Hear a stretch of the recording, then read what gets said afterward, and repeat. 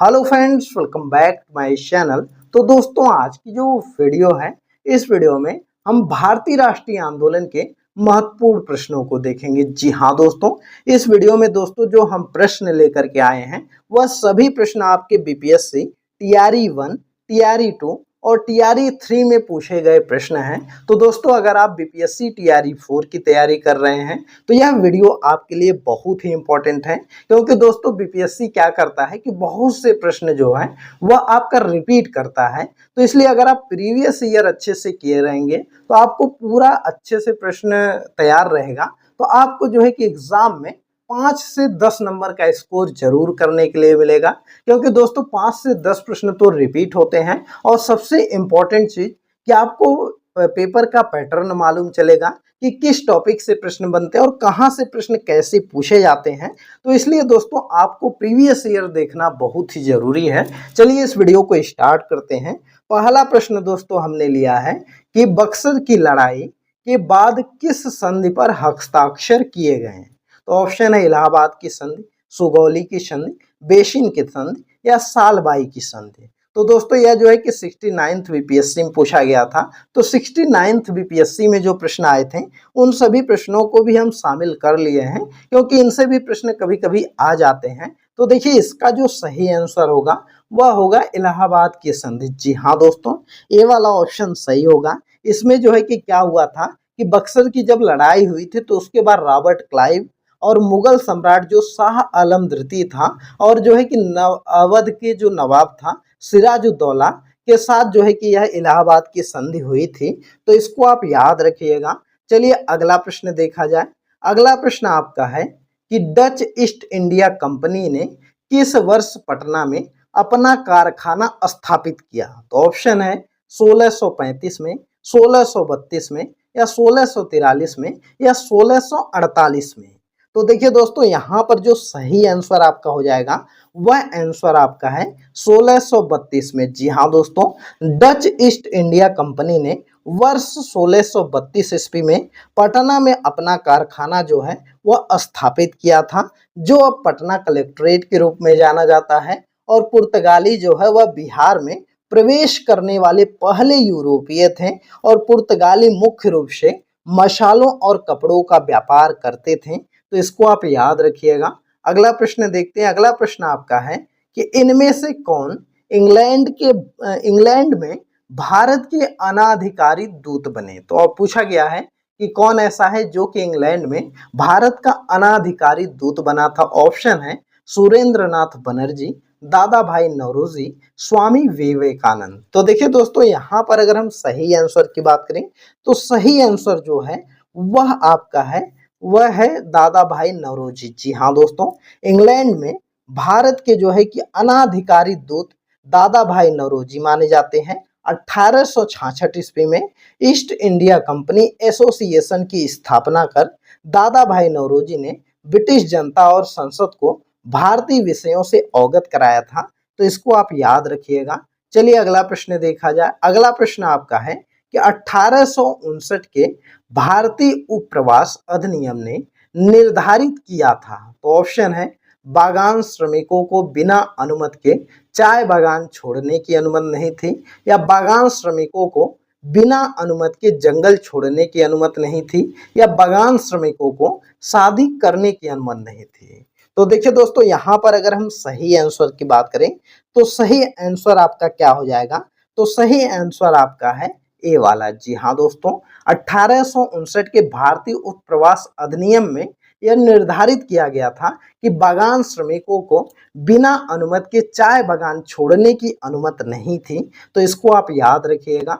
अगला प्रश्न देख लेते हैं। अगला प्रश्न आपका है कि निम्नलिखित में से किसको grand old man of India के नाम से जाना जाता है। ऑप्शन है दादा भाई नौरोजी, बाल गंगाधर तिलक या गोपाल कृष्ण गोखले। तो देखिए दोस्तों, यहाँ पर अगर हम सही आंसर की बात करें तो सही आंसर आपका हो जाएगा, वह हो जाएगा दादा भाई नौरोजी। जी हाँ दोस्तों, दादा भाई नौरोजी को great old man of India के नाम से जाना जाता है। तो इनको आप याद रखिएगा।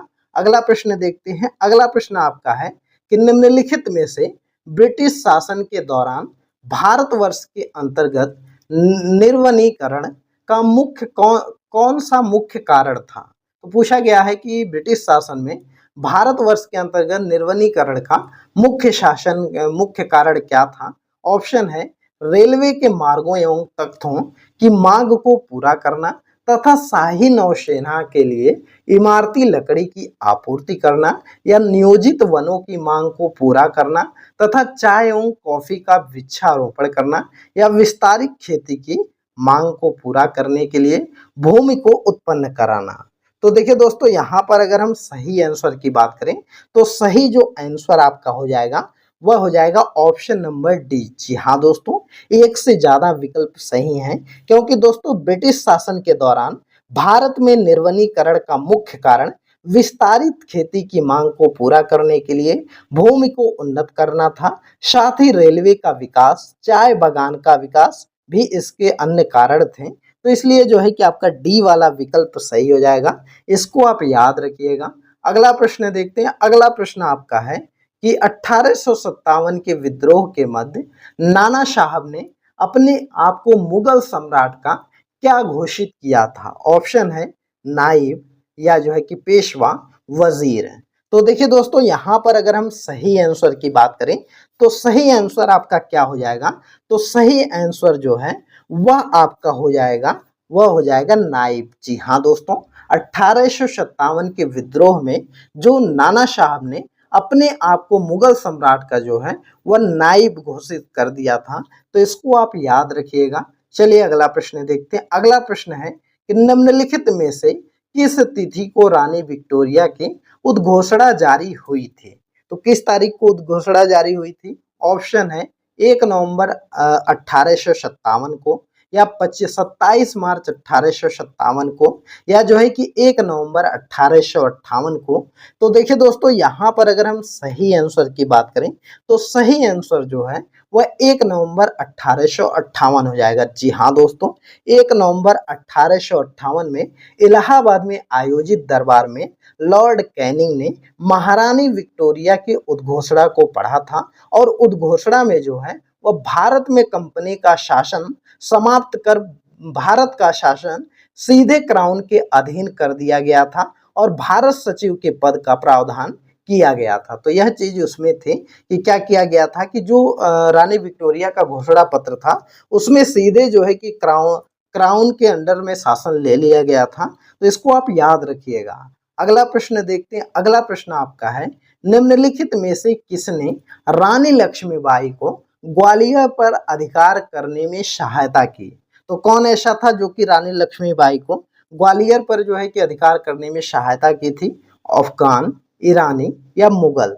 तो देखिए दोस्तों, यहाँ पर अगर हम सही आंसर की बात करें तो सही आंसर आपका हो जाएगा ए वाला ऑप्शन। जी हाँ दोस्तों, जो अफगान थे वह रानी लक्ष्मीबाई को ग्वालियर पर जो है कि अधिकार करने के लिए मदद किए थे। तो इसको आप याद रखिएगा। अगला प्रश्न देख लेते हैं दोस्तों।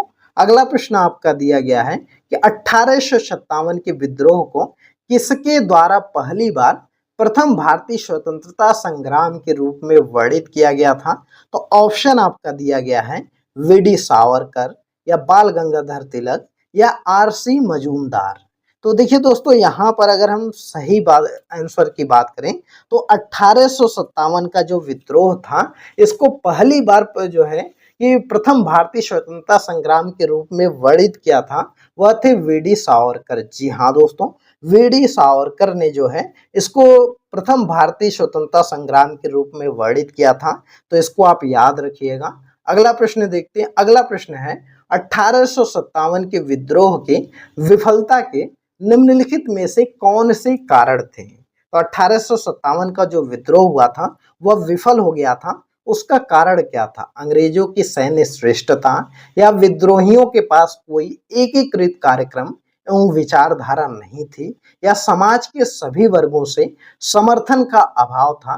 तो इसमें देखिए दोस्तों, अगर हम सही आंसर की बात करें तो सही आंसर जो आपका हो जाएगा वह हो जाएगा सभी। जी हाँ दोस्तों, उस समय जो है कि इंडिया की जो इंडियन थे उनके जो है कि उनके खिलाफ अंग्रेजों की जो सैन्य शक्ति थी वह काफी श्रेष्ठ थी, और जो है कि यहाँ पर अगर हम बात करें तो समाज में सभी वर्गों का समर्थन भी नहीं मिला था। तो इसलिए जो है कि यहाँ पर एक से अधिक ऑप्शन सही हैं, तो उपयुक्त सभी मतलब तीनों ऑप्शन सही हैं, तो इसलिए यह वाला ऑप्शन आपका सही हो जाएगा। चलिए अगला प्रश्न देखते हैं। अगला प्रश्न है, किस अंग्रेज सैन्य अधिकारी ने झांसी की रानी को यह कहते हुए श्रद्धांजलि दी थी कि यहाँ वह औरत सोई है जो विद्रोहियों में एकमात्र मर्द थी? तो ऐसा कहने वाला कौन था? तो ऐसा जो कहने वाला दोस्तों था वह आपका था, वह था ह्यूरोज। जी हाँ दोस्तों, ह्यूरोज ने ही कहा था कि वह औरत सोई है जो कि जो है कि सभी पुरुषों में एकमात्र मर्द थी। तो इसको आप याद रखिएगा। अगला प्रश्न देखते हैं। अगला प्रश्न आपका है कि किसने कर की नई व्यवस्था के विरुद्ध शोषणकारी शक्तियों का विरोध किया था?